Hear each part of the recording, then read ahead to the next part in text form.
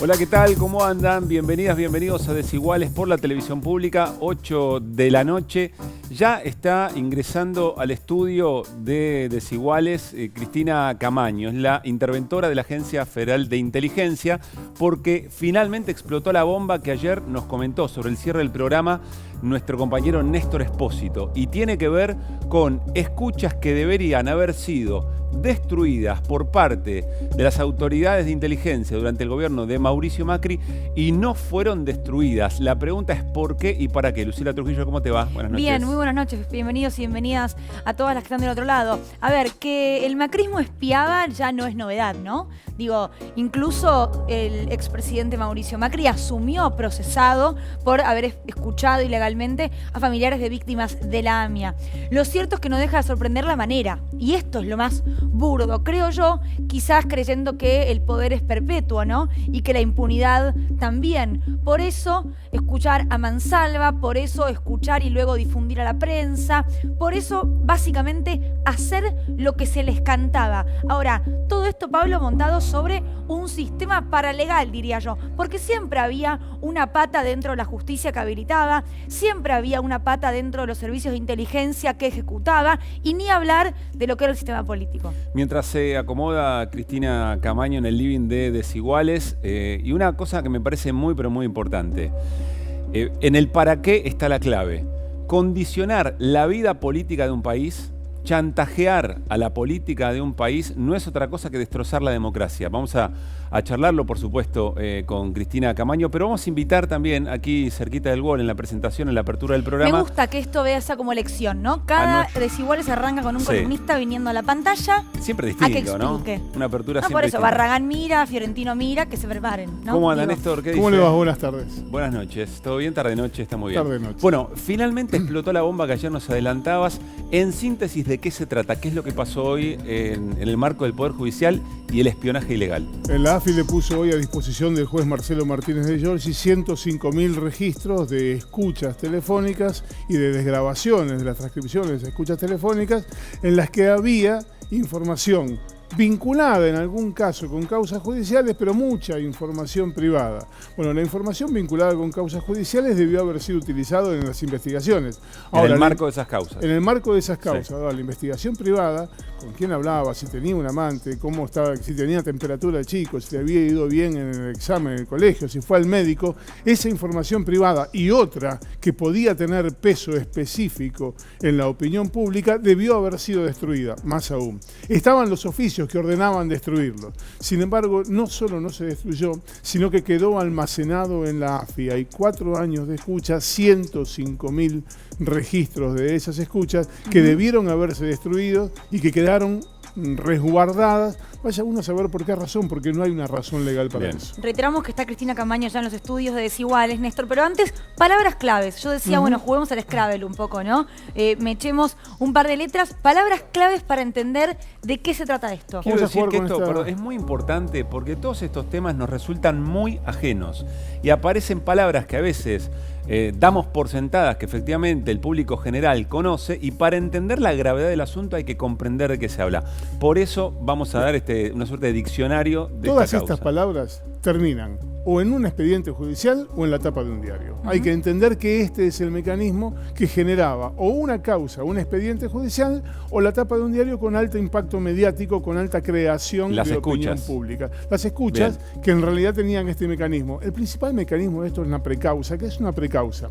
Un agente de inteligencia puede decirle a un juez: che, tengo un dato de que hay una situación de narcotráfico con tal persona, necesito que le pinches el teléfono. La agencia de inteligencia le decía al juez, le daba la noticia al juez de que podía tener un dato. De esa manera armaba un expediente judicial. Eso es una precausa que se generaba en la AFI.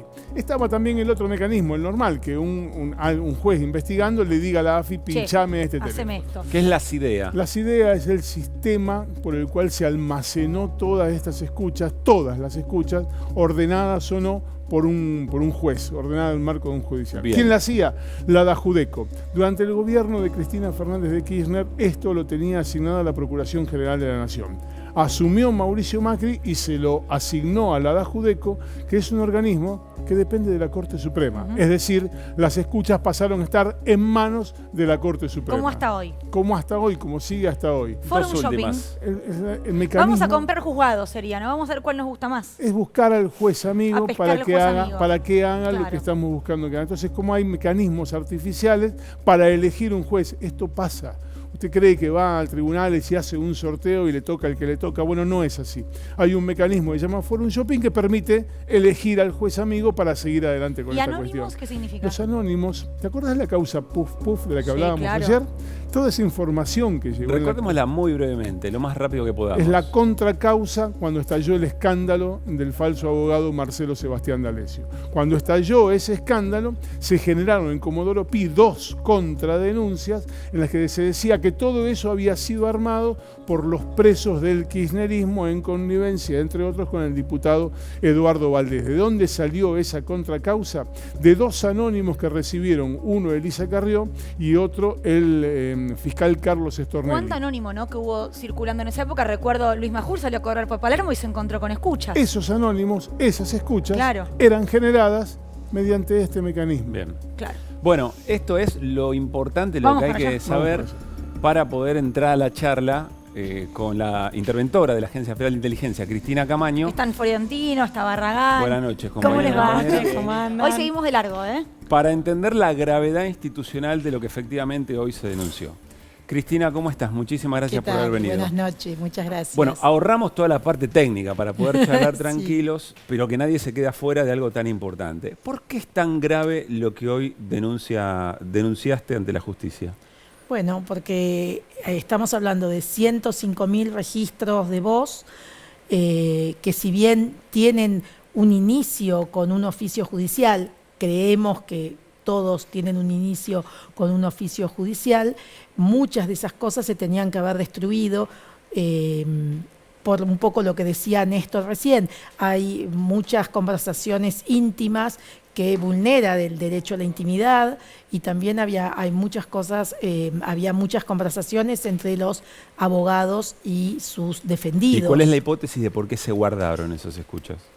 Bueno, esa hipótesis es que las tenían guardadas para algo o por algo, porque la realidad es que el que debería tener guardadas esas escuchas es la ADA Judeco, que es quien intercepta la comunicación. Ujú. Entonces tiene un backup, pero no la AFI, que Ahora, en ese momento, perdón, sí. era auxiliar de la justicia. Claro. Ahora, cuando asume Alberto Fernández habla de los sótanos de la democracia. ¿Hoy siguen siendo sótanos?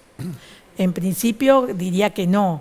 Creo que esa denominación fue lo mejor que pudo decir el presidente Alberto Fernández respecto de la AFI, ¿no? O sea, un lugar oscuro que se manejaba, digamos, como con leyes propias, donde la gente cobraba en un sobre, en efectivo, donde todos usaban nombre supuesto. Bueno, y nosotros desde la intervención lo que estuvimos intentando hacer, estuvimos haciendo, fue que sea un organismo más del Estado. O sea, llevar el Estado de Derecho a los sótanos de la democracia. Ahora, ¿cuánto cuesta eso, perdón, Pablo? Porque digo, hay maniobras o formas de actuar muy enquistadas, ¿no? En este tipo de organizaciones, porque era directamente una organización de delincuentes. ¿Qué es lo que hay que hacer todavía? ¿Cuál es el trabajo? Yo creo que los trabajadores, en la mayoría de los casos, salvo los funcionarios, pero funcionarios macristas no quedó ninguno. Los que quedaron son trabajadores. Habitualmente lo que hacen es seguir la línea de quien dirige. Entonces se terminó el espionaje ilegal y se terminó el espionaje ilegal. Y hoy, por ejemplo, el doctor Martínez Di Giorgi, que fue muy receptivo de la presentación El juez que le hice, al que le presentaste la denuncia. Exactamente, el juez al que le presenté el escrito decía que se notaba muchísimo el cambio. Ese cambio de que no hay AFIS dando vuelta por Comodoro Pi, que nadie está apretando por una causa, o que está preguntando, o que está sugiriendo, como que eso lo notaba, lo cual me dio realmente una gran alegría porque nosotros no mandamos a nadie a Comodoro Pi ni a ningún otro juzgado. Entonces, bueno, que lo puedan decir, me parece que está muy bueno. Cristina, recapitulo un segundo el tema. Las escuchas, en principio, no fueron hechas de manera clandestina, no son ilegales, en principio. Es decir, hay un juez que, supongamos que todas hay un juez que las ordenó, o una jueza que las ordenó. Sí, o algunas las pidió directamente la AFI, cosa que también es irregular. Bueno, que también hay que investigar. Exacto. Bien. Eso debería haber sido destruido en el momento en que se le entrega al juez para la causa específica. Esa información se conservó, o esas escuchas se conservaron. Claro, porque hubo y ese es el delito. Hubo dos vías. Lo normal es el juez investiga cuando encuentre algo sospechoso, puede pedir 1000 medidas, pero entre todas esas medidas, una es la interceptación telefónica. Esa interceptación la hace la DAJUDECO, que depende de la Corte, y graba en CDs. Uh-huh. Una vez por semana, ya sea que sea una fuerza de seguridad o la AFI, que en ese momento, insisto, era auxiliar de la justicia, pasaban a retirar los CDs. ¿Pero qué hicieron? Eso se sostuvo, pasaban a retirar los CDs. Pero por otro lado, la DAJUDECO hizo un punto a punto, o sea, un enlace digital con la AFI. Entonces, le sacaron las escuchas a la AFI, pero se las dieron por otro lado. Entonces, ellos escuchaban, esto no era una vez por semana, ellos escuchaban prácticamente online. Y había como un call center que se la pasaba escuchando y analizando, que dependía de jurídicos, o sea, de Stefano. Pero la que firmaba podía ser o Magdalani o Arribas. Bueno, ahora volvemos a ese nombre propio ahora porque volvió a aparecer. Pero ya te termino con esto. Entonces, bueno, eso, cuando el juez dice, entréguenme todo el material, ellos entregaban los CDs. Pero las escuchas que habían hecho, obviamente en el CD estaban las escuchas también, pero ellos se quedaban con otras escuchas y eso es ilegal. Bien. ¿Es una hipótesis posible que esa información se utilizara para chantajear personas, para chantajear dirigencia política? Sí, por supuesto. Para los medios de comunicación. Eso podía ser, es una hipótesis posible. Bien. Néstor Espósito. Sí, recién escuché, doctora, decir que cuando estuvo con el juez Marcelo Martínez de Giorgi, el juez se mostró receptivo y que reconoció que ya no había gente apretando, gente de los servicios apretando. ¿Reconoció eso? No dijo apretando, me dijo que estaban dando vuelta. Dice, vemos un cambio muy grande respecto de la justicia. Incluso lo dijo desde el punto de vista del Poder Ejecutivo, no solamente de la AFI. Dijo, ahora no, la justicia puede trabajar. Hay en esa expresión un virtual reconocimiento de lo que ocurría Exactamente, antes. Sí. Es de una gravedad enorme. Sí, dijo, ahora la justicia, ahora podemos trabajar. No hay nadie, ni del Ejecutivo, o sea, ni ponerle, no sé, de presidencia, supongo que habrá querido decir, o del ministerio, no sé, y tampoco de la AFI.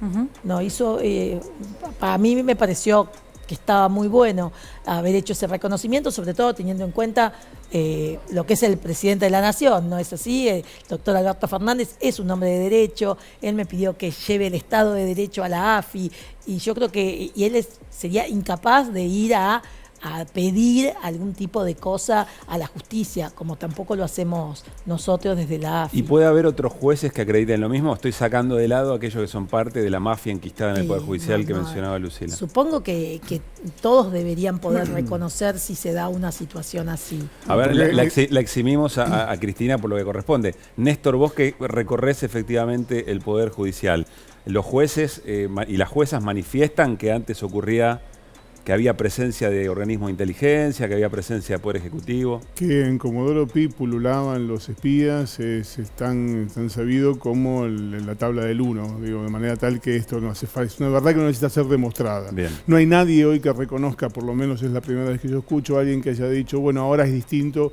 a lo que pasaba antes porque implica un virtual reconocimiento de esto. Ahora, también es cierto que si cada uno de esos oficios oficios judiciales, tenía la cobertura legal, es decir, que de alguna manera había o una complicidad tácita o explícita del Poder Judicial para que esas escuchas ilegales se produjeran.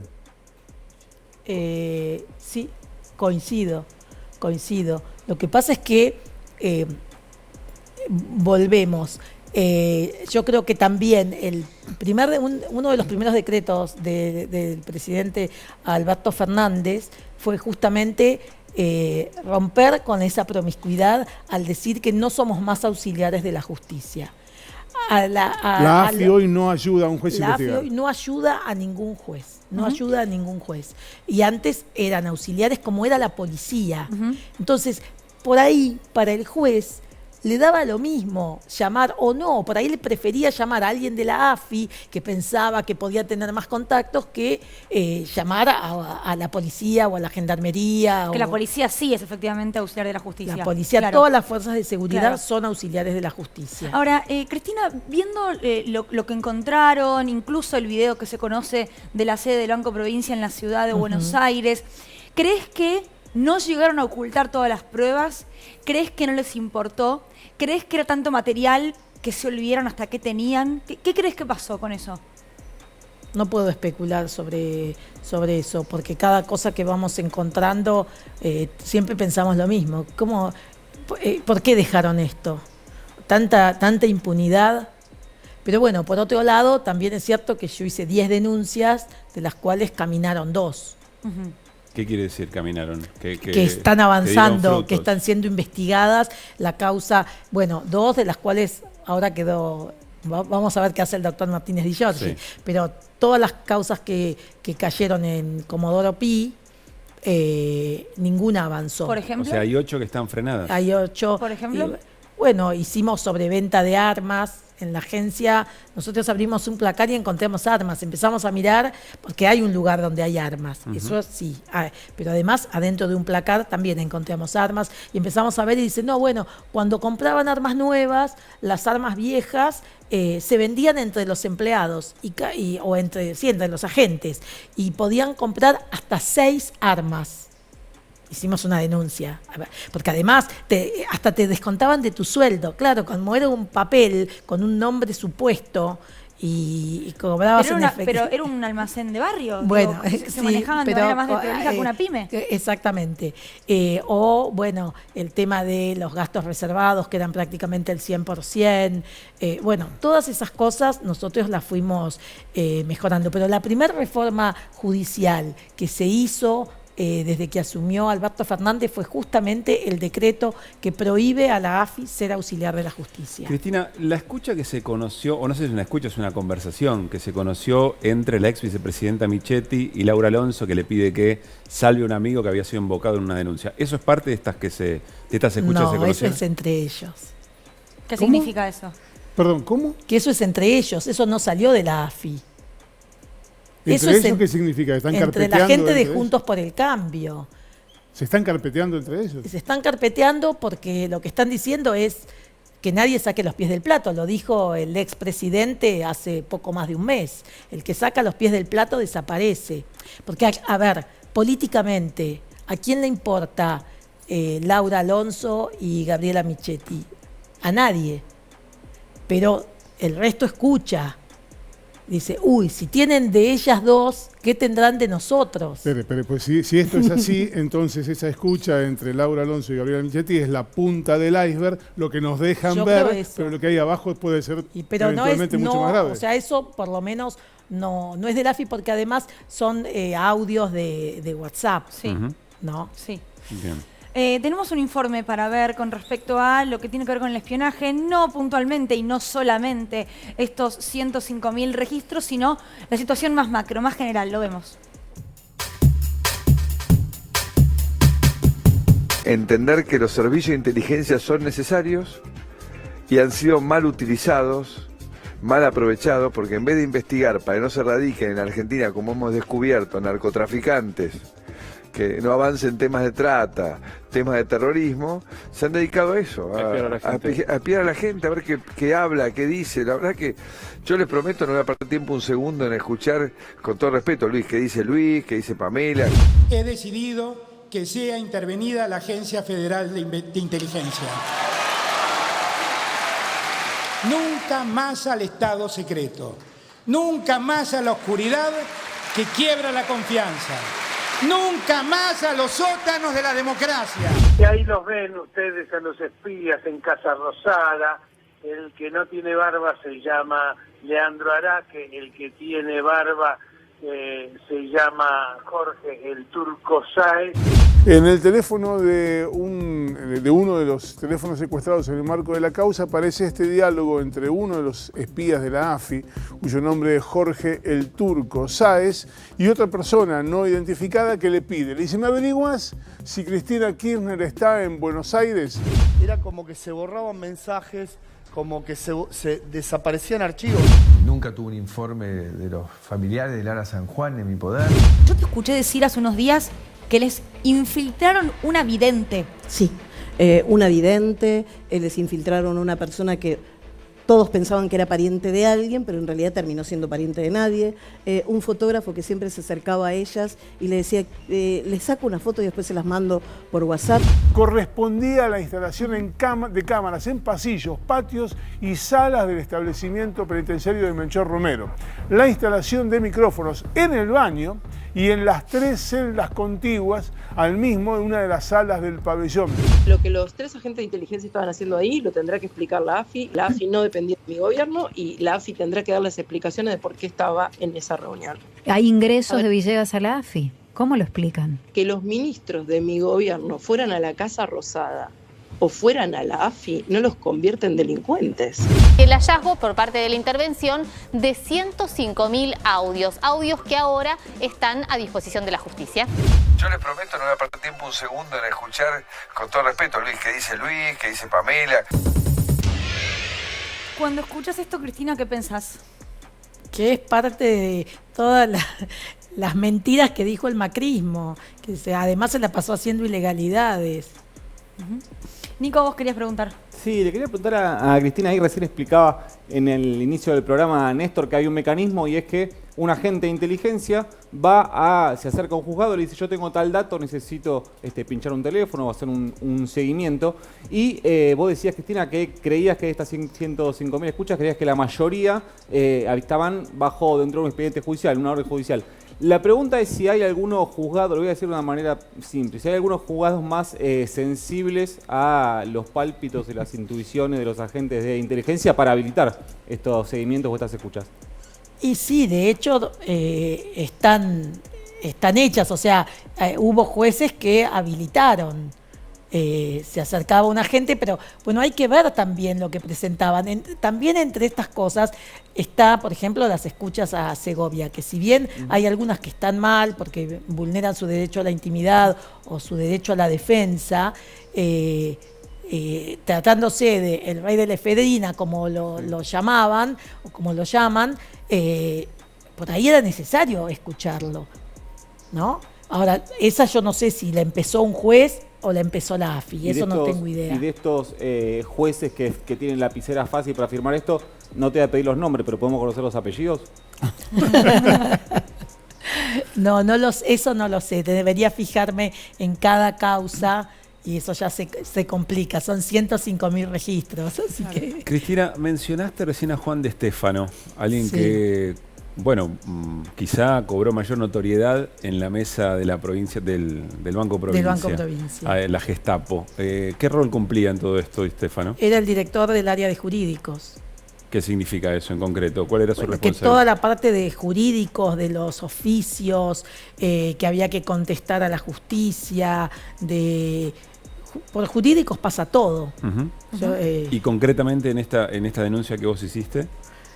En esta denuncia lo que nosotros encontramos fue un protocolo, una resolución que firma Rivas con un protocolo en donde dice, cuando tenemos alguna sospecha, podemos pedirle al juez de poder escuchar. Entonces, el que tiene alguna sospecha, el trámite va a ser que se lo piden a la Dirección de Asuntos Jurídicos. Bien. Ahora, volviendo a esto que mencionabas sobre el audio entre Michetti y Laura Alonso, bueno, es algo de Juntos por el Cambio, es algo entre ellos, para que nadie saque los pies del plato. ¿El video del Banco Provincia crees que es parte de lo mismo? ¿Crees que es grabar a los propios funcionarios, grabar a los propios aliados, si se quiere, para el día de mañana? Yo creo que el video ese se grabó, no tanto, se grabó por distintos motivos. Uno es para que nadie saque los pies del plato, pero sobre todo para que los empresarios no saquen los pies del plato. Porque hay una parte en donde Villegas le dice a los empresarios, bueno, pero quedamos en esto, ¿no? Vamos a hacer esto. Ninguno después vaya por atrás a arreglar con el gremio. Entonces, bueno, quedamos en esto, te tengo filmado. O sea, para apretar. Sí, claro. O sea, lo invitaba a decir cosas sabiendo que había un registro. Además, estaba, sí, yo creo que ellos sabían que se estaba filmando. Dejaron entrar el día anterior a una persona a colocar las cámaras, o varias personas a colocar las cámaras, al otro día a sacarlas. Nada, los 3 de la AFI por supuesto que lo sabían y ellos también lo tenían que saber. Doctora, siguiendo ese razonamiento de que se filtró por una cuestión de carpetazo entre ellos mismos lo de la Gestapro y que se filtró también el audio de Laura Alonso, ¿puede haber más? ¿Ese aparato de espionaje ilegal sigue funcionando aun ya fuera de la estructura de la AFI? Eso no te lo puedo decir, salvo pero estos carpetazos entre ellos. Nosotros no estamos haciendo espionaje ilegal.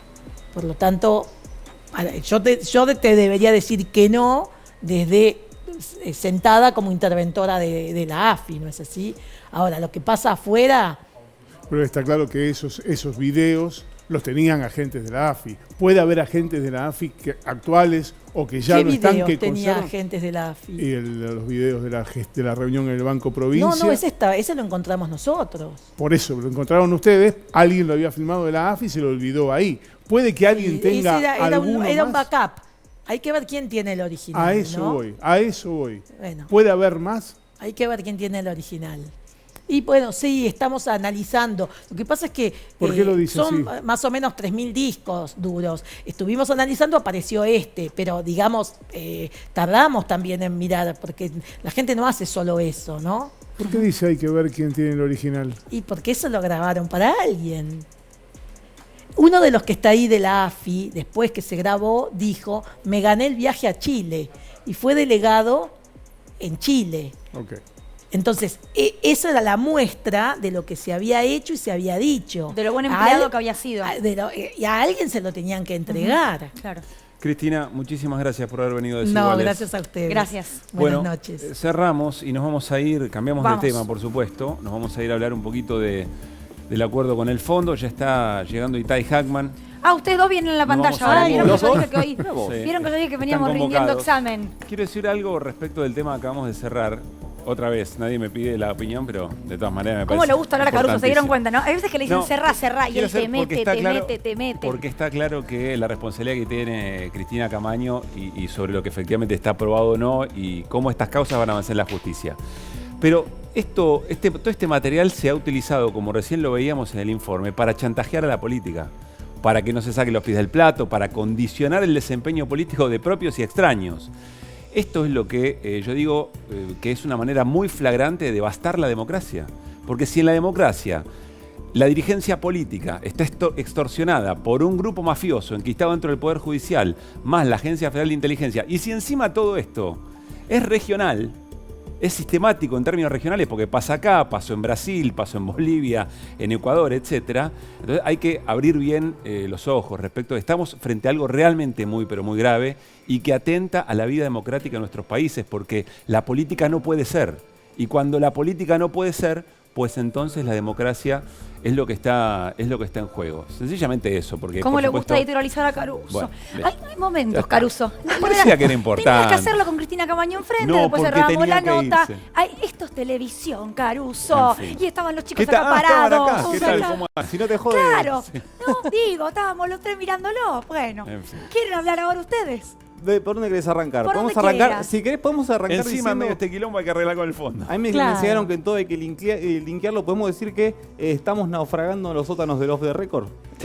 Bueno, bien. Porque después de que se conociera información que sugería que el Poder Ejecutivo analizaba no enviar la totalidad del acuerdo con el FMI al Congreso de la Nación, sino mandar solo una parte, o mandar un resumen, o mandar algunos lineamientos generales, habló el ministro de Economía, Martín Guzmán. Arranquemos por ahí, porque lógicamente lo desmintió. Dijo el ministro Martín Guzmán que esto no era así, que se va a mandar todo, Igual lo que dijo es que se van a mandar todos los documentos sobre la base de lo acordado. O sea, en ningún momento nadie dice vamos a mandar las 50 carpetas. Ahí ya tenemos la frase, mirá. Dice, una vez concretado el acuerdo a nivel staff del FMI, se enviará al Congreso de la Nación un proyecto de ley que en sus anexos contendrá todos los documentos que sean la base de ese acuerdo. Con cada uno de sus detalles. Nada va a salir de lo que efectivamente se anunció. Sí, agrego que esto no es un off the record, sino Martín Guzmán hablando con la agencia oficial de noticias, la agencia Telam, así que no es un off the record que filtra al Ministerio de Economía, sino que Martín Guzmán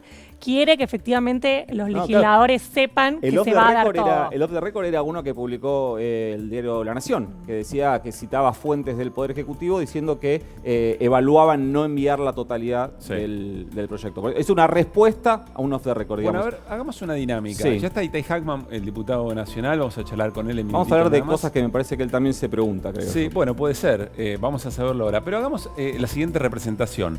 Vos decí, Nico, cuáles son las principales preocupaciones del sector del oficialismo que más observa críticamente el acuerdo.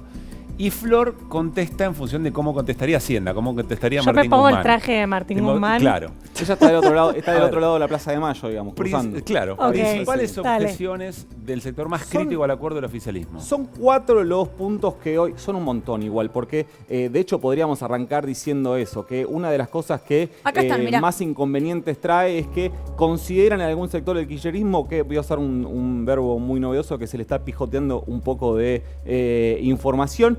Ahí vemos un primer punto, acá habla de la este punto general es un cómo. Reducción de déficit con gasto público creciente y sin suba de impuestos. Esto es cómo lo vamos a hacer y esto ya arranca un poco mal parido porque esto que yo hice en una oración larguísima, Martín Guzmán lo redujo en 2 palabras, sendero fiscal. Y ahí a eso arranca mal porque arranca con la vicepresidenta subiéndose al avión en Honduras para volver a Buenos Aires con la palabra del ministro de Economía, Martín Guzmán, de que el déficit acordado para 2022 era del 2,8% y cuando aterriza en Buenos Aires se entera que era del 2,5%.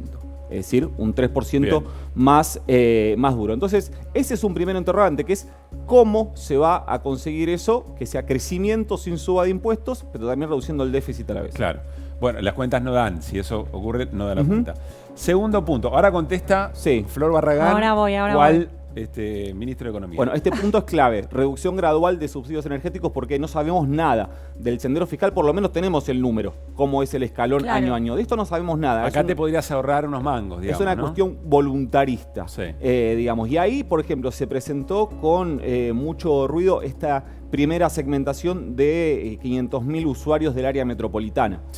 Esos 500.000 usuarios del área metropolitana representan, en términos del déficit, el 0,08%. Eso es lo que se estaría ahorrando. O sea, no resuelve nada. Exactamente. Bien. ¿Cuánto fue el déficit energético? Más o menos equivalente al 2,4% del PBI. Es decir, eso que se hizo en el AMBA se tendría que multiplicar por 30. Y ahí ya afectas a clase media. Y ahí empieza la espiral. Es cómo subís tarifas sin que eso suba la inflación, que no atente a la producción. Punto 3. Tipo de cambio.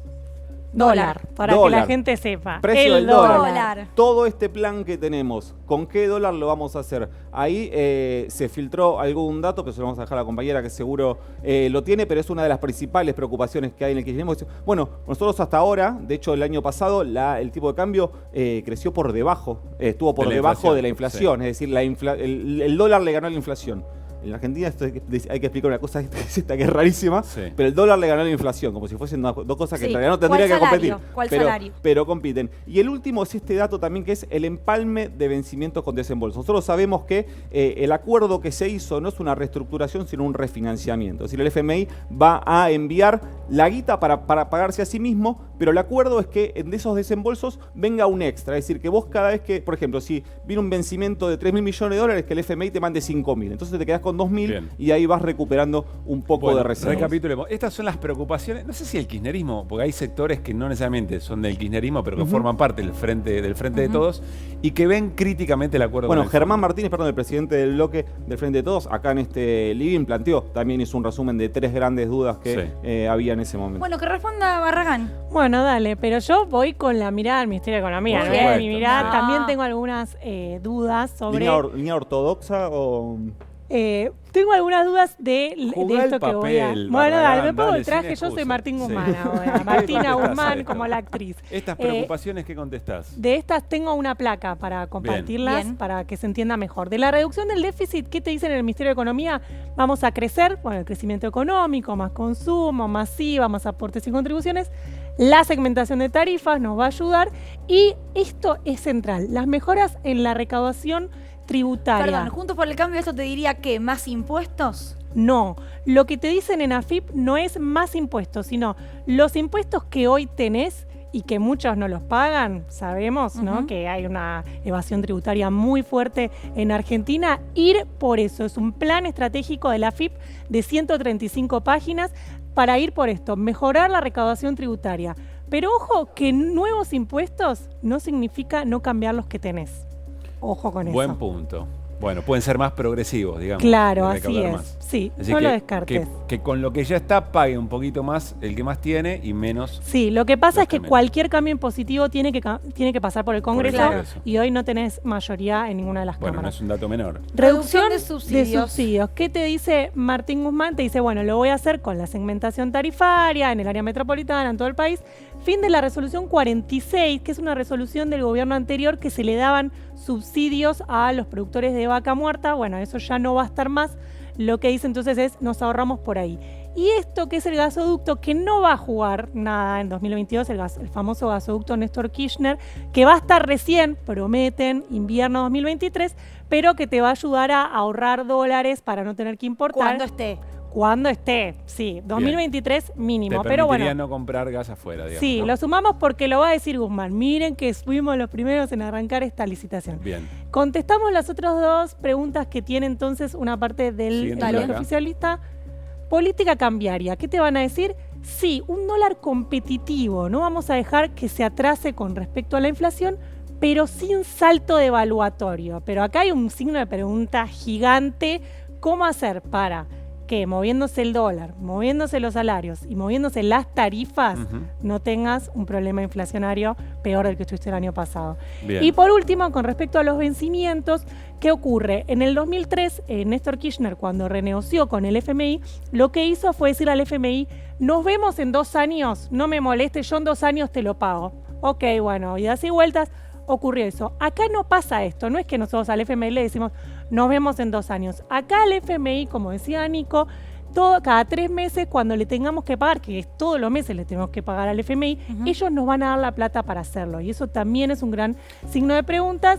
¿Qué te dicen? Bueno, los vencimientos con el FMI se pagan con desembolso del FMI y la meta de acumulación de reservas la vas a cumplir con la devolución de los derechos especiales de giro que te dieron el año pasado. Me dejas cerrar con algo respecto a esto que tiene que ver con esta voluntad de crecimiento. Trasciende un dato y es que el acuerdo con el FMI propondría un crecimiento de 3,5% para 2022, pero de ahí al final de todo el acuerdo un promedio de crecimiento de 2%.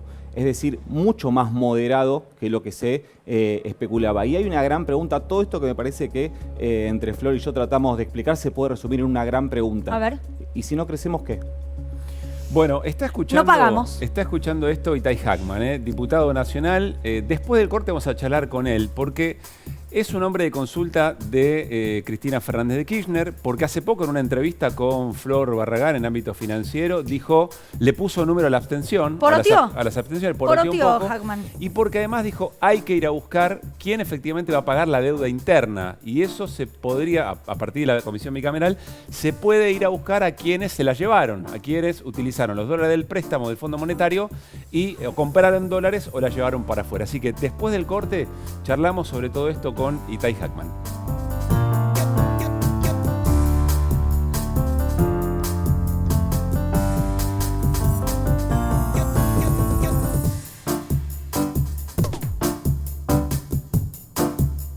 ¿Estás en Río Negro? Estás en tu canal de Bandera. Para ser competitivos en la industria es necesario contar con una flota de vehículos acorde a los tiempos que corren. Por eso, a la hora de renovar el parque automotor, piense solo en el especialista. Nadirán Mercado, subastas online. Festival País 2022. Doble emoción en vivo. La Rioja a las 21. Fiesta Nacional de la Chaya. Salta a las 0:15. Serenata a Cafayate. Abel Pintos. El Indio Lucio Rojas. Donde nace un amor, donde todo termina. Y muchos más. Los grandes festivales están aquí este miércoles. Vivilos en la televisión pública. Usar Modo siempre es más efectivo, porque ahora tus clientes pueden escanear cualquier QR y hacerte un pago con transferencia. La acreditación es inmediata y las comisiones son más bajas. Usa Modo en cualquier QR. Mejor, paga con Modo. A ver en su casa. Y acá abro y cierro. Abro y cierro. Para disfrutar de toda la naturaleza en vivo. La Chaya es una fiesta de nuestros pueblos originarios. Cada uno de los lugares que nos muestran los chicos en distintas partes de la República Argentina es para que le presten atención. Dientes de tiburones grandes como un colectivo. ¿Estaba vivo?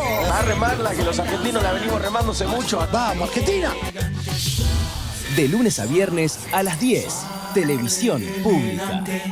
El sabor de las manzanas, lo refrescante del hibiscus y el aroma a rosas, ahora en su nueva versión de 500 mililitros.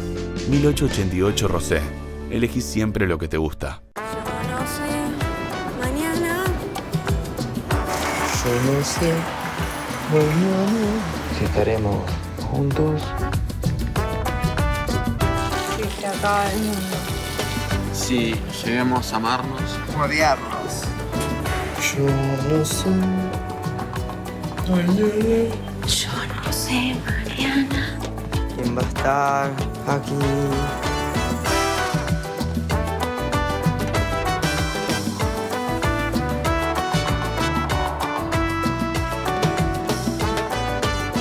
Alical, doble acción, doble alivio. Estamos preparando para una experiencia increíble. Cada familia que va viajando de aventura por el país o por el mundo tiene esta sonrisa que ven en pantalla. Historias que nos conectan. Esta lobería que vamos a visitar se llama Punta Loma. Descubrir el mundo a través de los ojos también de nuestros hijos para echarle combustible a esta familia y a seguir cumpliendo sueños. Todos estamos conectados. Lunes a viernes, 16 horas. Televisión pública. Con Schneider, el verano suena así. Con Schneider y la selección. Se viene show de goles. ¿Y por qué no? ¡Lluvia de verano! Este verano suena refrescante. Este verano suena con... Para ser competitivos en la industria es necesario contar con una flota de vehículos acorde a los tiempos que corren. Por eso, a la hora de renovar el parque automotor, piense solo en el especialista. Nadirán Mercado, subastas online.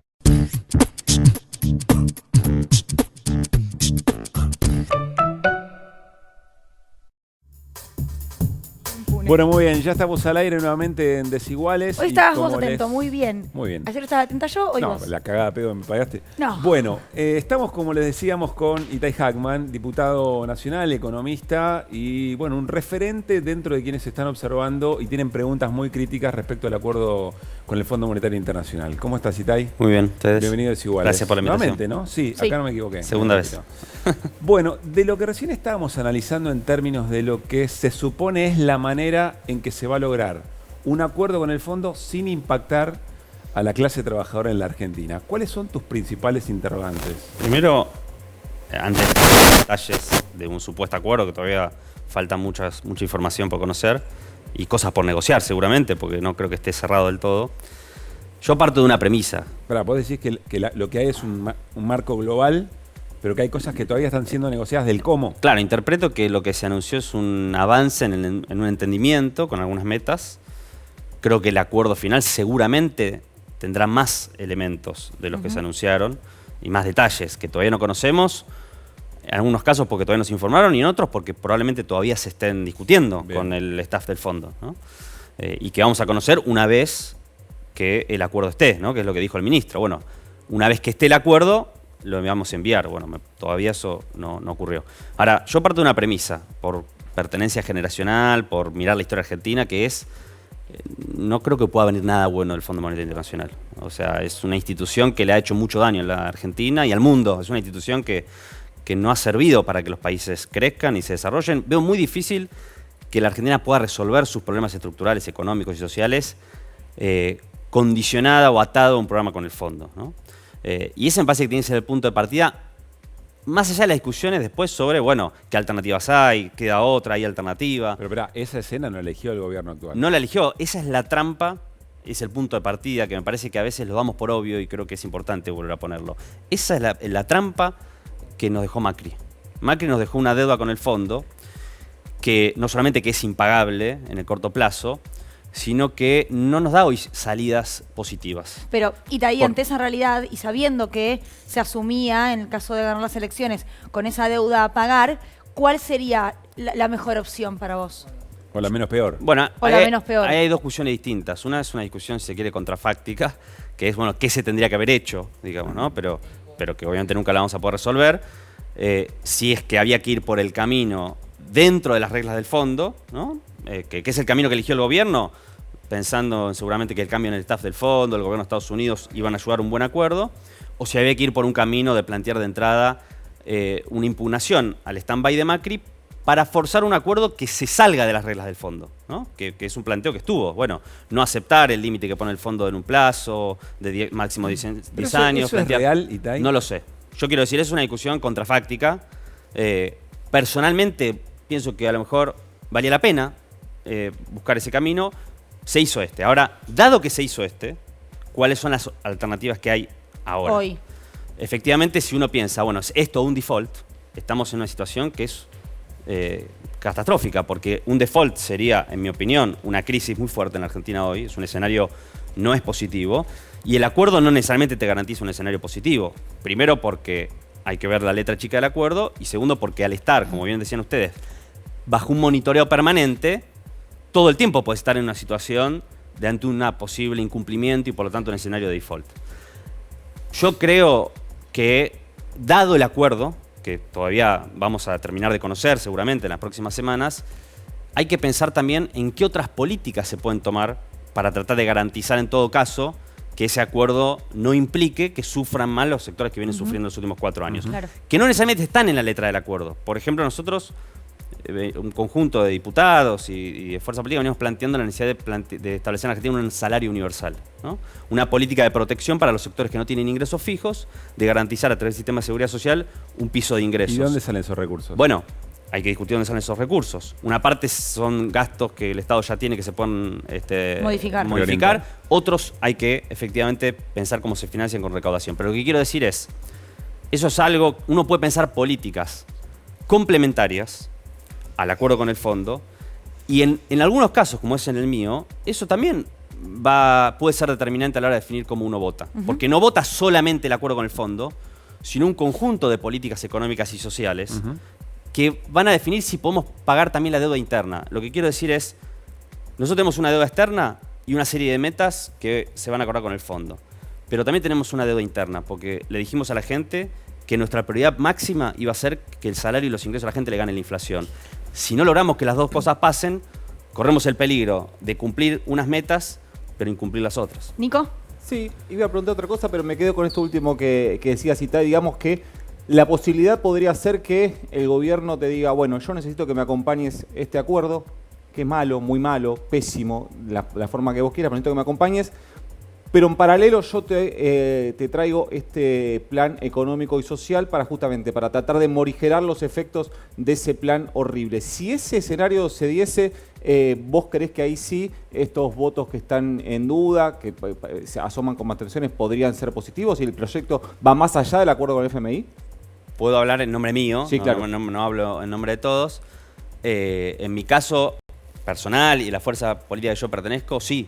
Si hubiera, por ejemplo, si se planteara un salario universal en la Argentina, efectivamente nosotros podríamos votar el acuerdo, porque estaríamos logrando con eso una protección para 9 millones de personas en Argentina, para evitar que 9 millones de personas en Argentina que no tienen ingresos fijos asegurados en nuestro país, por lo menos cubran sus necesidades básicas. Sí, estamos dispuestos a eso porque es en parte para lo que sentimos que tenemos que usar ese pequeño espacio de representación que tenemos. Pero Itay, perdón, Nico, Sí. pero para establecer un salario de esas características, tenés que ir a una discusión, no es un tema menor de dónde sacás la plata para sostener eso. Tenés que ir a una discusión que llevaría mucho tiempo, digamos, probablemente hasta con reformas tributarias para poder generar ingresos. No te da el tiempo para aprobarlo al mismo tiempo que el fondo.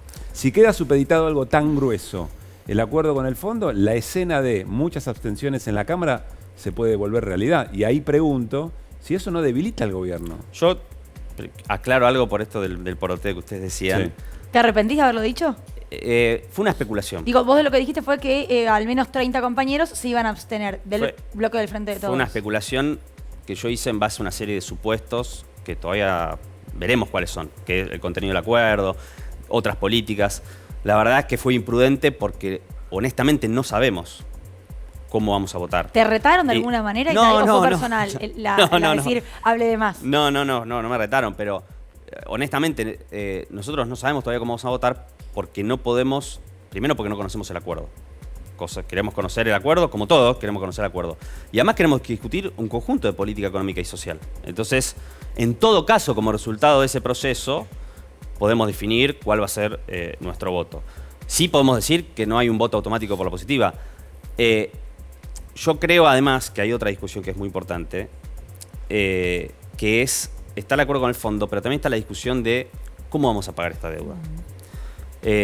Nosotros tuvimos en la Argentina un ciclo de 2 años de una rentabilidad financiera insólita durante los primeros 2 años del gobierno de Macri, y después tuvimos un proceso de salida de capitales o de fuga de capitales de los más intensos de la historia argentina. En esa crisis económica que todos vivimos, hay un pequeño sector de la sociedad, pequeño pero muy poderoso económicamente, que se benefició, que ganó mucha plata. Y eso pasó en esta crisis, pasó en el 2001, pasó en el 89, en las grandes crisis económicas de la Argentina hay un sector que gana mucho. Entonces nosotros tenemos que pensar también un esquema de reparación. Porque, ¿cómo le vamos a explicar a un pibe que pedalea todos los días una bicicleta para entregar un pedido, a un laburante, a un profesional de clase media, que el que tiene que hacer el esfuerzo para pagar esta deuda es él y no los que la juntaron en pala con la timba financiera y luego con la salida de capitales? Entonces, otra discusión que tenemos que dar en conjunto con el acuerdo con el fondo, esto también para mí es importante a la hora de definir el voto sobre el acuerdo, es si vamos a avanzar en una política para avanzar en la investigación de la fuga de capitales y pensar mecanismos para que sean esos sectores los que hagan el mayor esfuerzo para pagar esta deuda. No es lo mismo si esta deuda se va a pagar con el esfuerzo de los que más ganaron, no con un espíritu persecutorio, no con un ánimo revanchista, sino simplemente por un criterio de justicia distributiva, si vamos a hacer eso o si al final lo va a terminar pagando la gente con las tarifas. Ahora, ya le doy la palabra a Flor, pero el otro día nos contaba nuestra compañera Jimena Fuertes que eso tardaría mucho tiempo. Digo, que el proceso de investigar esa fuga de capitales, que además la justificarían judicialmente esas personas diciendo que fue legal, llevaría mucho tiempo. Digo, plazos más largos que los de la política, plazos más largos que los del pago al fondo. Lo del tiempo también depende de la voluntad política, digamos, de cuánto tiempo lleva a hacer ese proceso y pensar qué mecanismo de reparación hay. Pero me parece importante este punto. Mi cuestionamiento no es jurídico. Yo no estoy diciendo que el que compró dólares donde el macrismo cometió un delito. Para nada. Simplemente mi argumento es, ¿de dónde vamos a sacar los recursos para pagar esta deuda? Es parecido al debate que tuvimos cuando se discutió el aporte extraordinario de las grandes fortunas durante la pandemia. Había una situación excepcional que es la pandemia. Necesitamos recursos que no tenemos. ¿De dónde los sacamos? Bueno, los sacamos de los sectores que más tienen. No porque los acusemos de haber cometido un delito, sino simplemente porque no sería justo que se los saquemos a los más perjudicados. Acá es lo mismo. No hay una animosidad persecutoria ni hay un planteo, digamos, penal, sino una cuestión de qué es lo justo. Lo justo es que frente a una deuda extraordinaria, ese esfuerzo extraordinario recaiga en los que ganaron con las políticas de endeudamiento, los que ganaron con las políticas de endeudamiento, los que ganaron con la política, con el acuerdo del fondo. Cuando Macri hace el acuerdo con el fondo, lo hace para viabilizar la salida de capitales a dólares baratos de los que habían primero ganado con la timba financiera y usa la plata del fondo para eso. O sea, hay un sector que se benefició con el acuerdo con el fondo. Bueno, que sea ese sector el que más ponga para pagar la deuda con el fondo. Ese es el planteo, no es un planteo jurídico, sino un planteo de justicia social y distributiva. ¿Flor? Sí, y Tahí Hangman va a estar entonces en esta comisión bicameral que va a investigar la deuda y la fuga. Me fui al 2001 a un librito que hay de deuda y fuga de capitales, que lo escribió Eduardo Basualdo, eso ya sabía de Flaxo, pero también Matías Culfas lo escribió, ese librito, lo cual me sorprendió allá por el 2001. Eso es todo lo que llegó a hacer el Congreso en su momento, decir, estos fugaron dólares en Argentina, eso fue en el 2001. Hoy se quiere hacer algo similar, bueno, ¿quién fugó los dólares?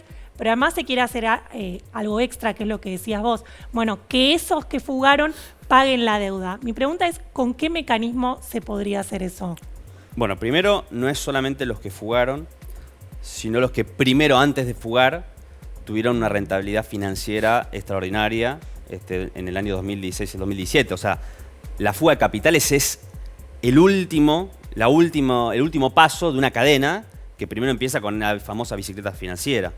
Que para explicarlo muy fácil, el gobierno emitía instrumentos financieros que rendían 40% de interés anual en pesos, con un dólar planchado, con lo cual vos traías dólares, comprabas esos instrumentos, ganabas 40% y cuando volvías a pasar los dólares, el dólar valía lo mismo que antes. Por lo tanto, básicamente lo que tenías es una dolarización de esa rentabilidad. Una rentabilidad financiera en dólares del 40% anual no existe en ningún lugar del mundo. O sea, la Argentina fue... Obviamente, hubo lluvia de inversiones en la Argentina para hacer ese negocio y cuando se terminó el negocio hubo estampida de inversiones porque se fueron con la salida de dólares. Entonces, investigar todo ese proceso.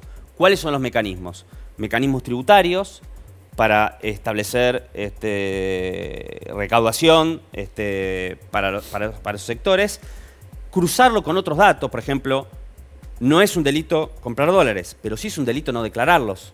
Entonces, yo quiero ver si todas las personas y las empresas que compraron dólares tienen declarado en la FIP o si a través de la FIP se puede establecer alguna medida para aquellos que no hayan declarado. En general hablamos mayormente de empresas, ¿no? Empresas son los que explican la mayor cantidad de fuga.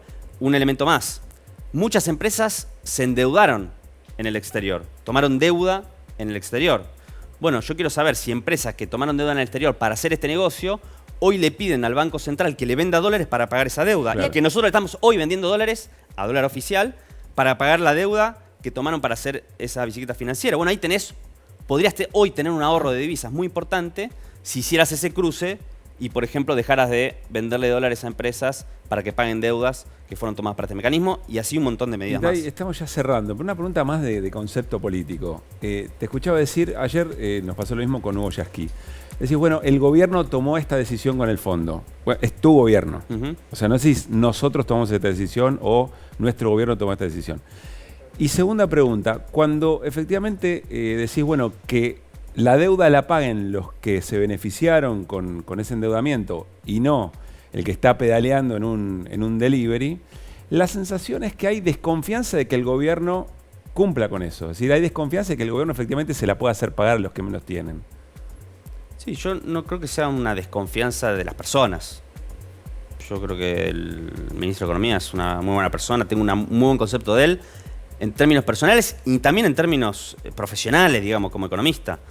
En todo caso es una discusión sobre si es posible o no es posible cumplir todas las metas que nos va a exigir el fondo y al mismo tiempo cumplir las metas que nos comprometimos con la sociedad, digamos. Si hay una discusión y alguien puede decir sí es posible y otro puede decir no es posible. Yo creo que hay un tema, por esto que vos decías sobre si el gobierno, por supuesto, nosotros somos parte del Frente de Todos y somos parte del gobierno. Ahora, en la coalición creo que evidentemente algún problema de funcionamiento existe, ¿no? En donde, digo esta opinión con la libertad de no tener un lugar de responsabilidad máximo dentro de esta coalición, ¿no? Digamos, no estoy en las mesas chicas de ninguna discusión del Frente de Todos. Ahora, yo no digo que haya que ponerse de acuerdo en todos los temas, que no esté bien que haya diferencias, pero en los grandes temas, en los temas trascendentales, en los temas más gruesos, y la verdad que sería saludable que haya alguna instancia que permita hacer síntesis. ¿Y cuál sería esa instancia? No sé, quiero decir, no puede ser que los matices hagan que se tomen decisiones que no sinteticen al conjunto de la coalición. En los grandes temas, después va a haber otros en los que obviamente no hay acuerdo y se avanza en una dirección o en otra. Y acá me parece que pasó algo esto. Entonces, eso es un problema de funcionamiento de la coalición que creo que tenemos que revisar, ¿no? Porque no da igual si hay síntesis o no hay síntesis en un tema como este. Y a lo mejor estamos a tiempo, porque las matices que hay sobre el acuerdo del fondo, si abren una discusión que permita discutir, insisto, no solo el acuerdo en el fondo, sino el conjunto de la política económica y social, bueno, a lo mejor permite que las distintas posiciones que hay se puedan sintetizar en una política y que los que en todo caso tenemos alguna preocupación, sintamos que hay alguna garantía de que lo que tememos que pase no pase, ¿no? Y me parece que esa es la clave. Muy bien, nos fuimos. Gracias, Itay, a ustedes por haber venido a Desiguales. Bueno, mañana a las 8 de la noche nos volvemos a encontrar. ¿Te parece, Lucila? Me parece muy bien. No sé qué sigue. ¿Qué sigue ahora en la televisión pública? Seguimos con Festival País, por ¿Festival supuesto. País? Claro. Vamos, muy bien. La previa Un abrazo Festival para los País. compañeros entonces que Abrazo siguen ahí para en el Flor estudio. y para Marcelo. Que pasen bien, ¿eh? Nos vemos mañana.